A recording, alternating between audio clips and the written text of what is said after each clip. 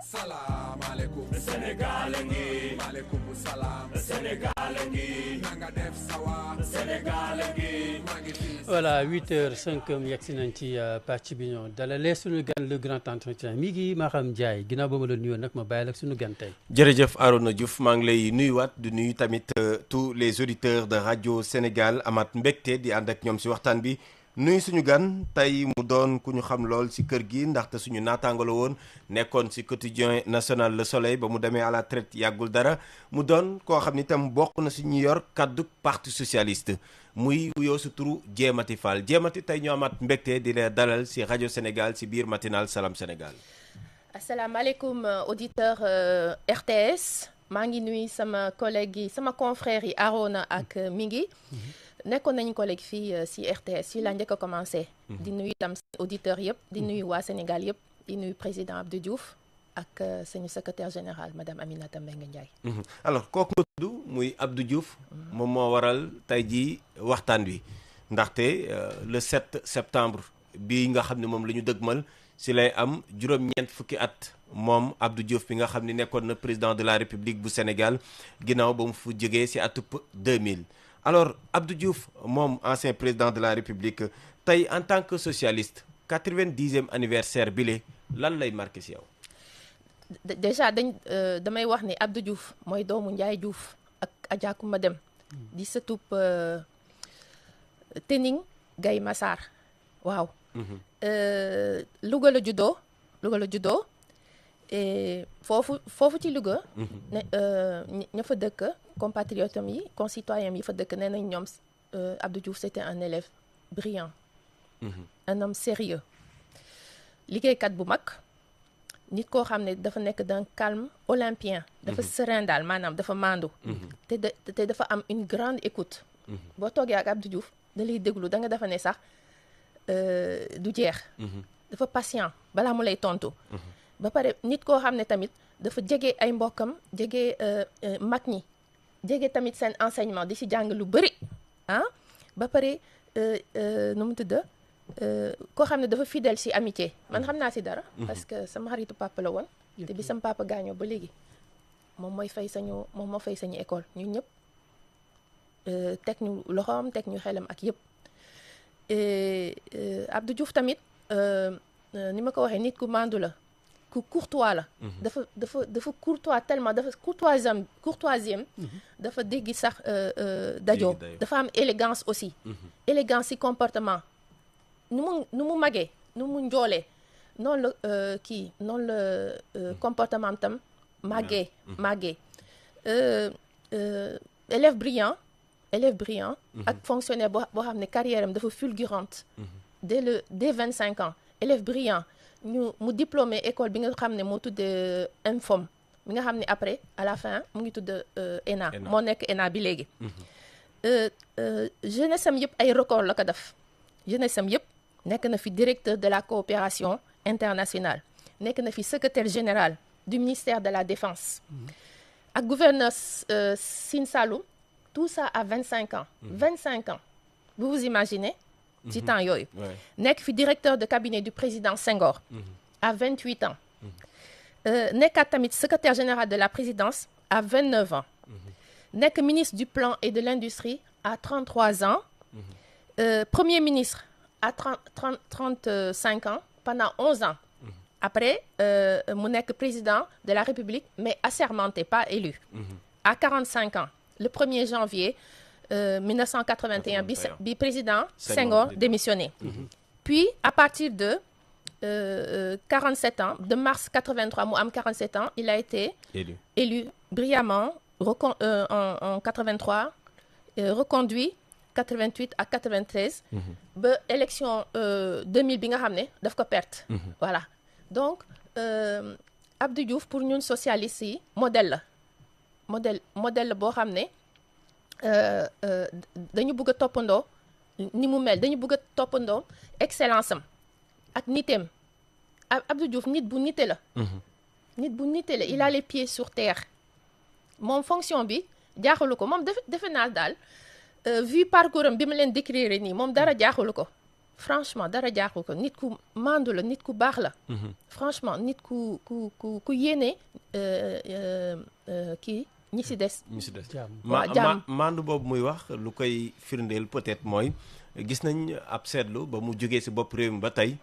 kenn déggatu ko si yenn yi dafa préféré dem concentré wu d'abord si mission yi ñu ko dénkoon. mais nekkul koo xam ne ba tey day dugal loxam si yëngu-yëngu réew mi.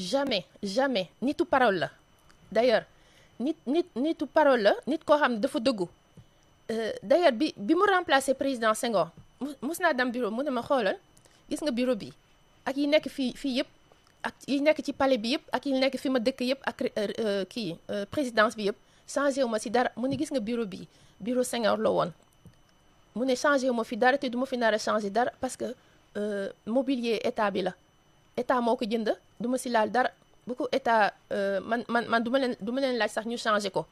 mu ne tamit sama bureau bi gis nga sama jabar mosu fi ñëw madame Elisabeth Diouf mosul ñëw ci bureau bi parce que yoonam nekkul si bureau bi moom ci kër ga lay des. loolu yëpp ay yu mu jàngoon la si président Senghor daa mandu bi mu perdre élection yi daa génne loxoom ci parti socialiste génne loxoom publiquement en tout cas génne loxoom si affaire président Sénégal.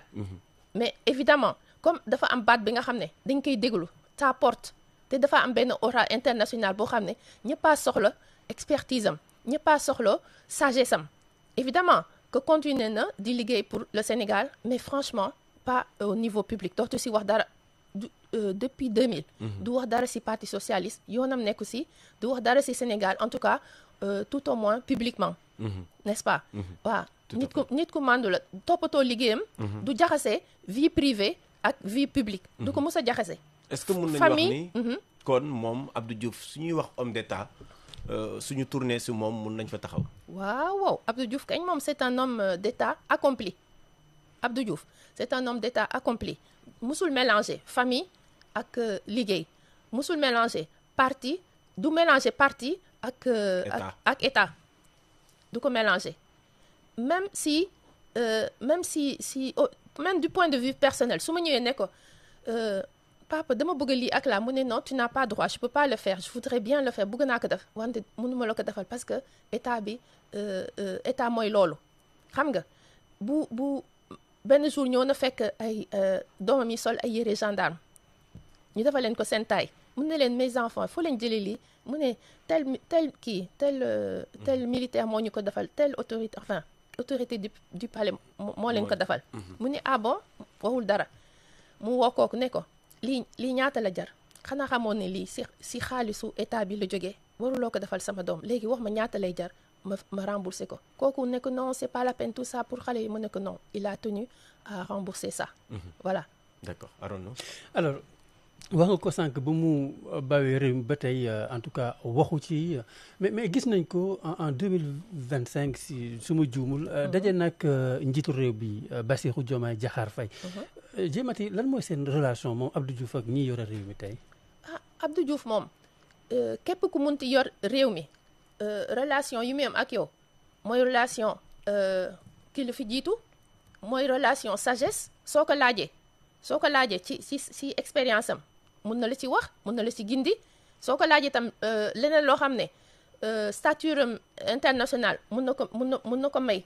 mu faciliter la ko dina ko def.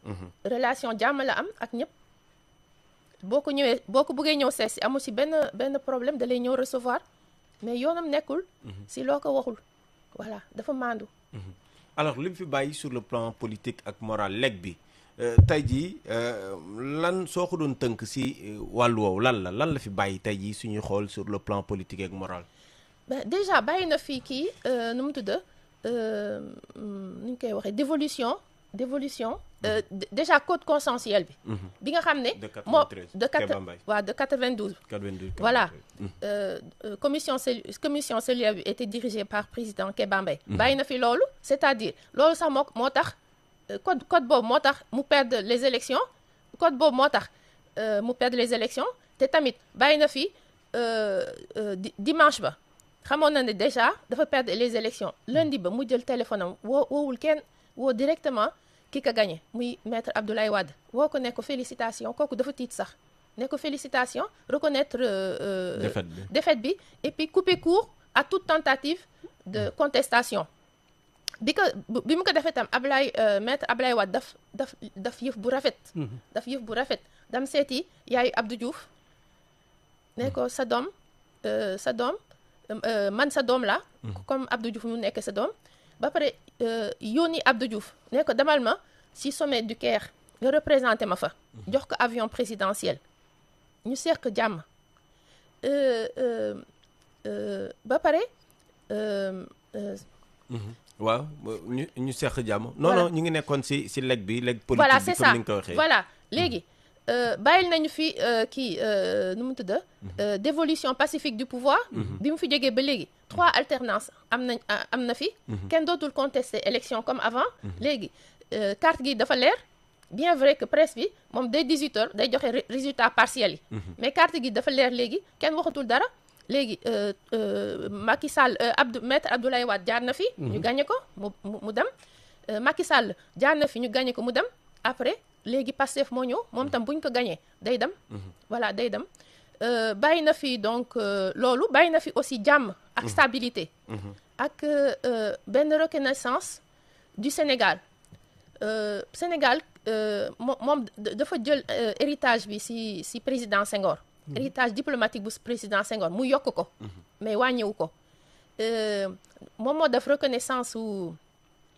Palestine jox ko ambassade et puis reconnaître que comme état waaw Abdou Diouf moom moo def loolu waaw mais Abdou Diouf moo def loolu mais gis nañ Diémati Fall waaw comme ni nga ko waxee rek moo renforcer aussi oui le rôle de l'OIF sur le plan international ba pare dugal si diversité culturelle maanaam du français rek lañ fay renforcer léegi langue africaine yi tamit dañ leen di renforcer moom moo créé aussi TV5 bu leen fàtte loolu comprendre nga ak yeneen ba pare moo organisé juillet 87 fekk temps yooyu moom moo doon président OUA moo fa organisé fii ci Dakar ak fondation Daniel Mitterrand France Liberté première rencontre entre sud-africains maanaam temps yooyu Afrique du Sud dafa nekkoon ci apartheid ci apartheid moo fi organisé fii ak fondation boobu première rencontre entre sud-africains yu blanc ak yu noir maanaam entre tubaab yi fa nekkoon ak représentant ANC. kon homme de dialogue la woon. waaw Abdou Diouf kañ dafa mus a nekk homme de dialogue parce que fii Sénégal même fii Sénégal gis ngeen ne Abdou Diouf Maître Wade moo doon principal opposant mais toujours da daan bàyyi benn distance maanaam boo xam ne du tëj bunt bi. ñoom ñaar dinañu waxante directement après que seen émissaires respectifs yi di rencontré wu. et mission yu bare nit yi xamuñu ko peut-être mais doomam lay yónni day yónni doomam. voilà doomam lay yónni de telle sorte que Maître Wade xam ne kii Abdou Diouf moo ko yónni. donc direct. ouverture yi mu doon def ci gouvernement voilà bi donc direct. voilà et ouverture également. yi mu doon def ci gouvernement dialogue bi. mooy dafay dialoguer ak opposant ba pare ñu am ay convergence ba kooku mun a ñëw. dugg ci biir gouvernement am. liggéey nu mu ko neexee. voilà je me souviens Ablaye Wade bu musaan dugg ci gouvernement am Abdou Diouf dafay avertir ñëpp ne bu fi kenn sonal Ablaye Wade bu ko fi lu mu bëgg rek daf leen ko. lu mu bëgg dafa leen ko bu leen ko gêner en rien du tout. il est sens du dialogue am dam na ba foofu. et puis aussi il avait le dos large loo ko munti wax du la mu si leen gis Abdou Diouf di tontu. bien vrai que olofam c'est très affûté. olofu njàmbur bu xóot. moom olofam dafa xóot. moom Abdou Diouf olofam dafa xóot. doomu Louga la. oui mais gis nañ ci lag bi comme ni ma ko waxee. sur le plan politique. tey est-ce que mun nañu wax ni su fekkee ne am na fu mu réussirul. peut-être mooy li mu bàyyi parti socialiste lu tax la question mooy ba mu demee ba tey. gis nañ ni parti bi doole bu mu waroon am amatu ko. waaw parti bi du am doole bu mu amoon parce que parti bi dafa jógee ci parti au pouvoir pendant 50 ans di diriger Sénégal créer état du Sénégal bien vrai que c'était un parti unique après ñu def 4 courants yi waaw mu dominer Sénégal ba 2000 mënatul am doole. Ça c'est normal. moom amul si responsabilité. ba kii. Abdou Diouf. responsabilité si lan. par rapport ak tey jii parti bi nu mu mel fu mu nekk nii. lu si responsabilité moom dirigé wul parti bi di. moom déjà depuis 96 dootul diriger parti dootul woon diriger parti bi da ngeen fàtte. oui waaw avec Ousmane après. voilà loolu kañ c'est normal mais li ma bëgg a wax ne même bi mu bàyyee parti bi c'est normal parce que bëggatul mënul nekk perdre élection présidentielle ba pare di téyewaat parti alors que li mu sekk ak maître Wade bëgg ko perturber déjà jóge na fii Sénégal parce que bëgg ko perturber bu toogoon fii Sénégal chaque jour nit dem seeti ko. nit yi dañuy dem di ko seeti bien vrai que même léegi nit dañuy continuer di ko seeti même bi mu fi nekkulee dañuy ñëw kër doomam di fi indi ay courrier ak yëpp. waaw imagine toi bu fi nekkoon rang beeg wax jeeg day indi problème. loo tax mu jël ay bagages am dem toog France. ba nekk fa secrétaire général sax de l'OIF. comprendre nga donc moom responsabilité am n'est pas engagé du moom moo doon diriger parti bi et il faut savoir aussi que parti bi nekk na ci opposition depuis 25 ans mais depuis entre 2000 ak 2012 mais ki nekkoon ci parti bi monsieur Ousmane Tanor Dieng mais moo téye parti bi je ne pense pas que diagnostic bi nga def ci parti bi c'est exact parce que parti bi mu ngi dund ba léegi. parti bi mu ngi exister ba léegi imagine-toi un parti qui a été créé avant l'indépendance mu ngi exister. mais suñ koy natt jéemati dañ leen di net say résultat wu élection. résultat élection ñun par exemple actuellement benn député la ñu am mooy l'honorable Rokhaya Camara. nga xam ne Aminata Mbengue Ndiaye moo ko jox place am ci liste bi moo doon deuxième. sur la liste nationale. après kii monsieur Amadou Ba. waaw loolu rek mooy firndeel ni kon parti socialiste. fu mu nekk ñu ngi jógee nii benn député ci parti bu gënoon mag bi nga xam ni ba assemblée du door moom rek a fa nekkoon. yow ba assemblée di door yow rek yaa fa nekkoon mais yow yaay feesal assemblée bi yow yaay yore pouvoir bi. yow yaay gagné. il faut savoir que fii Sénégal dynamique ki nekk au pouvoir dafay entraîner kii. muy gagner ay élection di feesal assemblée. loolu ça a toujours été comme ça bi Maître Wade ñëwee tamit ba mu négocier ak parti socialiste pour assemblée nationale bi donc pour revenir à ce sens du dialogue même Maître Wade il a le sens du dialogue parce qu'il a négocié avec le parti socialiste qui était majoritaire à l'assemblée pour refaire la nouvelle assemblée pour repartir aux élections donc plus li nga bëgg a wax mooy plus temps bi di passer plus député yi di doole di wàññeeku député yi wàññeeku waaw mais loolu c'est un cycle normal da nga koy xool ci nit li nga mënoon pas yow peut-être tu es toujours jeune mais je sais pas ku mel ni man par exemple j'ai 60 ans li ma mënoon il y a 30 ans mënatuma ko léegi il y a des gens qui ont 70 ans qui ont 90 ans par exemple physiquement par exemple aujourd'hui le président Abdou Diouf li mu mënoon mënatu ko parce que c'est la nature du cycle humain. Il y a la montée, il y a l'apogée, et puis il y a la descente inexorable. C'est tout à fait humain. D'accord. Maintenant, li nga bëgg wax mooy kañ la ñuy jógee ci descente ci descente bi ñu yéegaat mais loolu tam c'est un autre cycle. Il y a la montée, l'apogée, la phase plateau, et puis la descente. Ouais. Après, il y aura fatalement... Est-ce que dina yomb parce que léegi da ngeen di ci tribunaux yi lañ leen di gis ngeen war a àtte seeni xiiroog ngaayoo loolu aussi du yomb de Diematy Fall. En tout cas daal parti socialiste. oui bi ma xam bi ma nekk. ñun demuñu tribunal de dañuy yóbbu parti socialiste tribunal yéen xam ngeen ko dañ ko yóbbu tribunal. mais ñun si sañu biir dañuy régler sañu ay contradiction te ñun dañu considérer aussi. bépp socialiste boo jàpp considéré na lépp loo waxul ci biir ëtt bi ça ne compte pas engagé wul benn socialiste yow boo fekke woon sañu réunion yi gis ngeen souvent journaliste dañuy toog li xaar lu bëri. tout à fait parce que ku nekk day wax foofu ku nekk da ngay c'est la démocratie. non vraiment c'est la démocratie ñëppaay wax et puis booy wax un militant c'est une voix maanaam secrétaire général bi benn voix la am secrétaire national yi benn voix la ñu am tout comme les militants débat yi dafay chauffer sax mais ku nekk da ngay exprimer wu donc loolu au moins ñu ngi koy def ñun ñu ngi tenir sañu ay réunion wax ma ban parti mooy tenir ay réunion régulièrement ñun toujours ñu ngi def kii bureau politique mais toujours ñu ngi def retrouvailles jotul laataa mooy duggaat si Abdou Diouf. waa retrouvailles mun na nekk. la grande jëliwaat famille ñëpp la sociale. grande famille. retrouvailles c'est day maanaam day des ay vœux pieux tant que opérationnel duñ ko opérationnaliser toujours Khalifa Sall ñëw wala Barthélémy Dias wala keneen ñëw ne dañu bëgg a ñëwaat parti socialiste ñun amuñu benn problème si loolu ils sont les bienvenus ñoom dañ koy sàkku.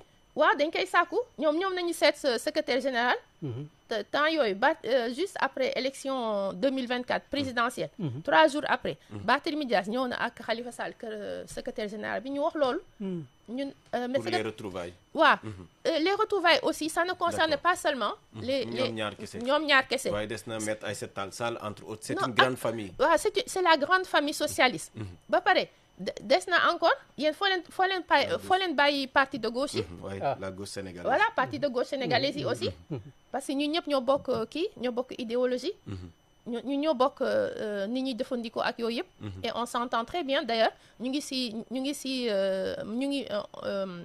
si regroupement gauche pluriel dañuy réunion dañuy bokk ay kii d'accord ay point de vue alors ay action alors kon tey jii Mati Fall sénégalais yi ban enseignement la ñu war a tirer sur dunduk ki nga xam ne rek moom moo di Abdou Diouf. fàtte woon naa sax sànq effacement de la dette des pays francophones fàtte woon naa moom la waaw de la France ak nu mu tudd université Alexandrie fàtte woon naa ko aussi tout à fait yi nga xam ne day former kii cadre africain yi lu ñu mën a waaw enseignement tey jii lan la ñu war a mën a jàpp si ay jikko yi Abdou Diouf war ko mën a làmboo. jikko Abdou Diouf maanaam sa clairvoyance politique voilà moom li mu fi nekk yëpp dafa def choix volontariste souverain du dialogue ak démocratie intégrale bi nga xam ne veillé na si ba jouru départ am moom moo ne woon du ma changer benn virgule si code consensuel bi comprendre nga kii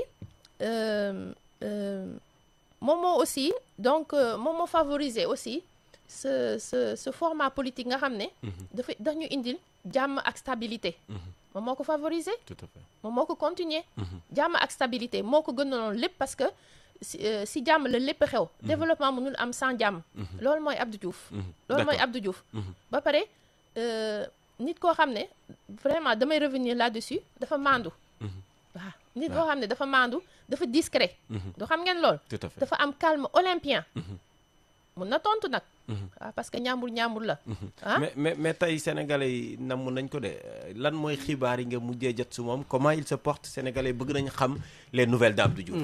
bon déjà Abdou Diouf bi mu arrêté présidence bi ba léegi moom il ne règne plus que sur la télécommande waaw moom émission préférée mi mooy des chiffres et des lettres ak seetaan le tour de France de cyclisme waaw ak jouer jeu de société waaw jouer bëgg na ko lool léegi su ma waxee ni il ne règne que sur la télécommande maanaam il est toujours devant sa télé avec les petits enfants ak xale yi léegi xale yi màgg nañ avant xale yi dañ ko naan noonu maam jox ma télécommande wala changer kii bi mu ne mais xoola jox ma télécommande léegi xale yi dootuñu ko disputer télécommande parce que ñii ñu ngi commencé liggéey ñii ñu ngi terminer seen université ay mag lañu. télé Sénégal yi nag mu ngi koy jàpp wala. non loolu temps bi mu nekkee France la. d'accord xam nga mu ngi soog a ñibbi si Sénégal. waaw loolu léegi dafa ñibbi si Sénégal Abdou Diouf mu ngi fii depuis plusieurs mois. ah oui mais toujours en toute discrétion fii la dëkk moom ak jabaram. en toute discrétion mu ngi fii dëkk fii. Sénégal fii Dakar. bien sûr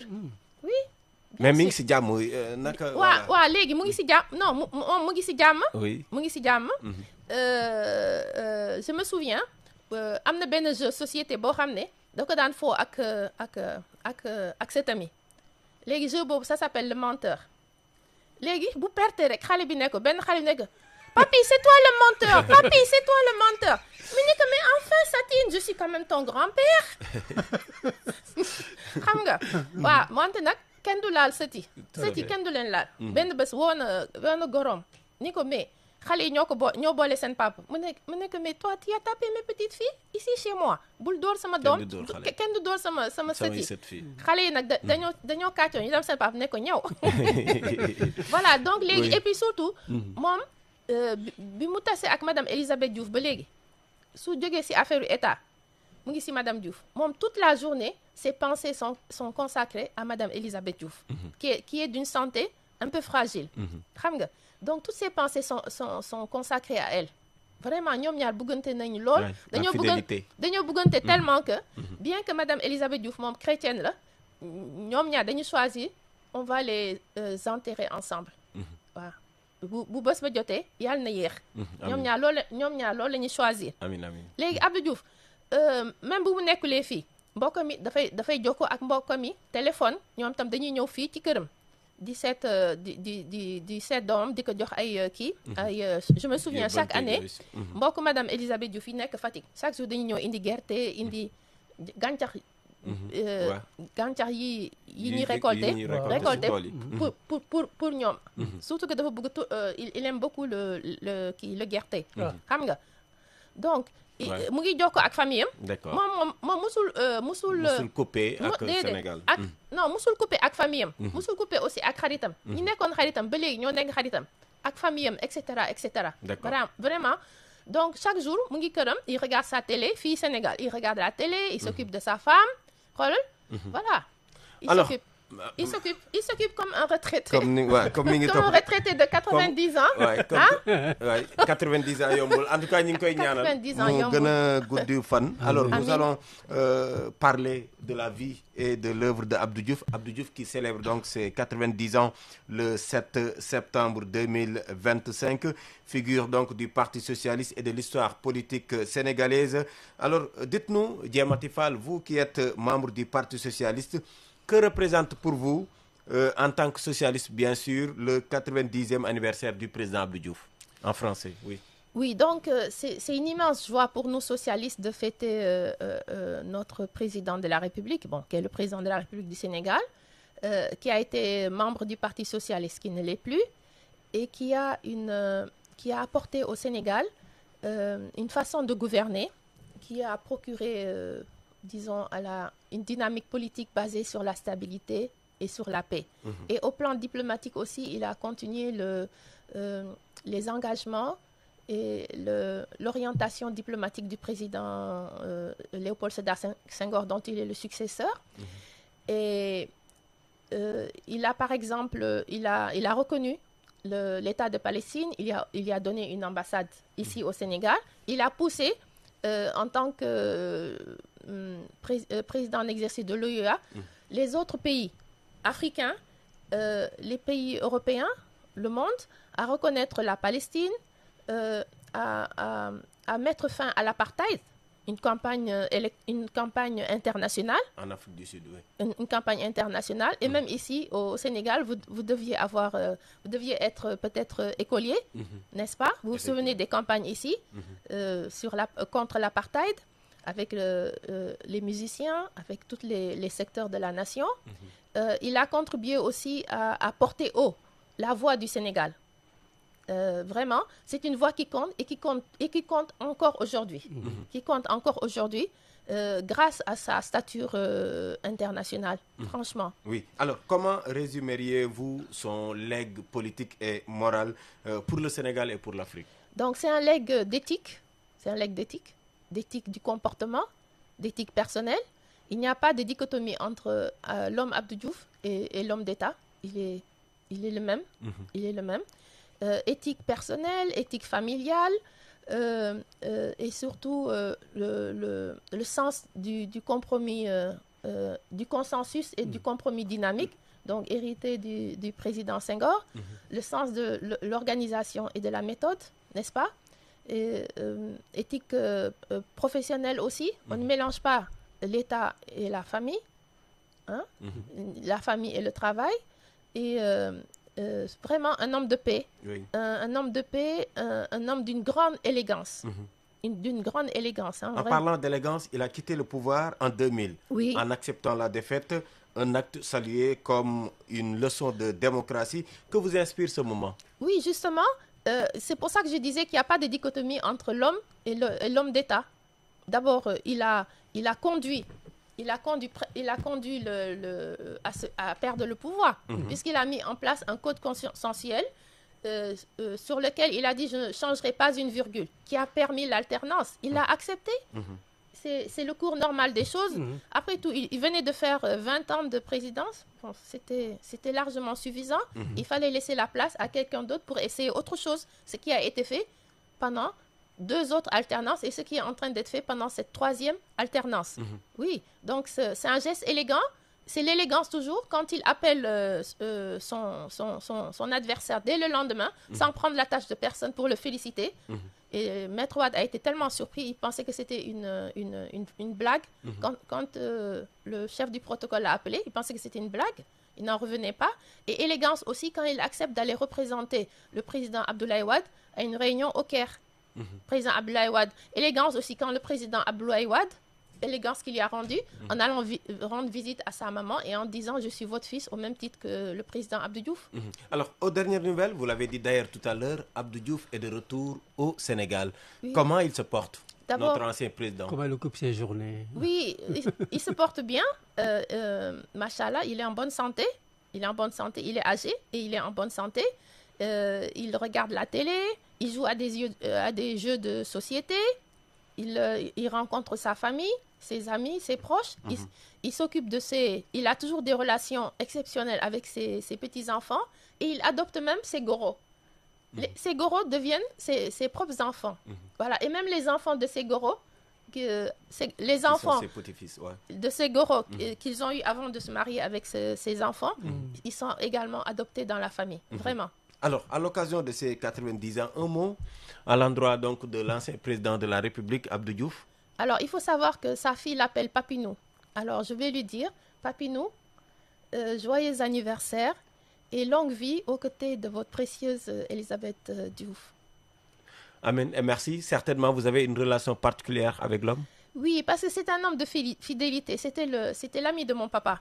Donc, à la suite du décès de Alioune Fall, Abdou Diouf, d'abord le président Senghor, puis Abdou Diouf, se sont occupés de nous. Et il n'a jamais arrêté de s'occuper de nous. Il a payé nos études, il a veillé sur nos études, il veille encore sur nous. C'est un homme de fidélité. Oui. D'accord. Alors, on termine avec une dernière question, ancienne de la maison. Oui. Diamati Fall, qu'est-ce que ça vous fait de revenir ici? Moi, c'est avec toujours beaucoup d'émotion que je reviens à la RTS, parce que j'ai connu d'abord l'ORTS, donc c'est avec beaucoup d'émotion. J'ai commencé ma carrière à l'ORTS, à la RTS, pardon. Comment il s'appelle?